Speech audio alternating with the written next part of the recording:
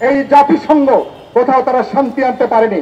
এই Donald Trump সারা দুনিয়াকে তছনছ করে দেবার সে একটা মরণ খেলায় এখন লিপ্ত হয়েছে। যখন পাল্টা আক্রমণ শুরু হয়েছে, এখন বলেছে হ্যাঁ আমরা যুদ্ধ বিরতি করতে চাই। ইরানকে তারা যেভাবে ভেবেছিলেন একটা হামলা আক্রমণ করে ইরানকে বশে রাখা যাবে, এবং তারা হামলা আক্রমণ করে ইরানের শাসন ব্যবস্থাও তারা পরিবর্তন করতে চায়। চিন্তা করেন, ইরানের জনগণ ঠিক করবে ইরানের শাসন ব্যবস্থা কি হবে, জনগণ নিজেরা নির্ধারণ করবে। কিন্তু মার্কিন যুক্তরাষ্ট্র, ইসরায়েল বা অন্য কোন সাম্রাজ্যবাদী দেশ, সাম্রাজ্যবাদী গোষ্ঠী, তারা তো ইরানের ভাগ্য তারা নিয়ন্ত্রণ করতে পারে না। ইরানের শাসন ব্যবস্থা কি হবে তারা নিজেরা এটাকে তারা ঠিক করে দিতে পারে না। সেজন্য যখন পাল্টা আক্রমণ শুরু হয়েছে, এখন বলেছে হ্যাঁ আমরা যুদ্ধ বিরতি করতে চাই। এবং এই প্রতারক ভণ্ড এই ডোনাল্ড ট্রাম্প সারা দুনিয়াকে তছনছ করে দেবার সে একটা মরণ খেলায় এখন লিপ্ত হয়েছে। সেই মরণ খেলার মধ্যে আমরা আজকে বিপ্লবী ওয়ার্কার্স পার্টি এই সমাবেশ থেকে আমরা বলতে চাই, এই খেলা বিলম্বে বন্ধ করুন। গাজাতে আপনারা যে হত্যাকাণ্ড সংগঠিত করে যাচ্ছেন, যেটা গণহত্যা, এটা জনগোষ্ঠীকে মানচিত্র থেকে আপনারা বিলীন করে দেওয়ার তৎপরতা যুক্ত হয়েছেন।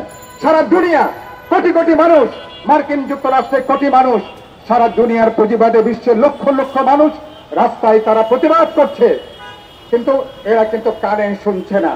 ইরানের হয়তো আমাদের অন্য সমালোচনা আছে, কিন্তু ইরানের জনগণ, ফিলিস্তিনের মানুষ, প্রতিটা মানুষ জন্ম নিয়েছে একটা প্রতিরোধ যোদ্ধা হিসাবে।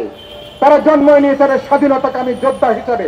যে মানুষ আত্মজীবন দেওয়ার জন্য তৈরি থাকে, নিজের মর্যাদার জন্য, স্বাধীনতার জন্য, সেই মানুষকে, সেই দেশকে পৃথিবীর কোন পরাশক্তি তাদেরকে দমিয়ে রাখতে পারে না। মার্কিন দুনিয়ার চেষ্টা করছে দুনিয়া থেকে মগের মূল্য তৈরি করবার জন্য। এখানে যা খুশি করা যায়। জাতিসংঘ একটা পুরোপুরি ছোট জগন্নাথে পরিণত হয়েছে। জাতিসংঘে মার্কিন যুক্তরাষ্ট্র সহ সেখানে একটা নিরাপত্তা পরিষদ আছে, কারো কারো ভেটো পাওয়ার আছে। আমি আজকে সমাবেশ থেকে বলতে চাই, মার্কিন যুক্তরাষ্ট্র সহ সেখানে কারো ভেটো পাওয়ার থাকার কোন সুযোগ নাই। এই মার্কিন যুক্তরাষ্ট্র পুরোপুরি পৃথিবীর কোথাও তারা যুদ্ধ বন্ধ করতে পারেনি। এই জাতিসংঘ কোথাও তারা শান্তি আনতে পারেনি, কোথাও তারা যুদ্ধ তারা বন্ধ করতে পারেনি।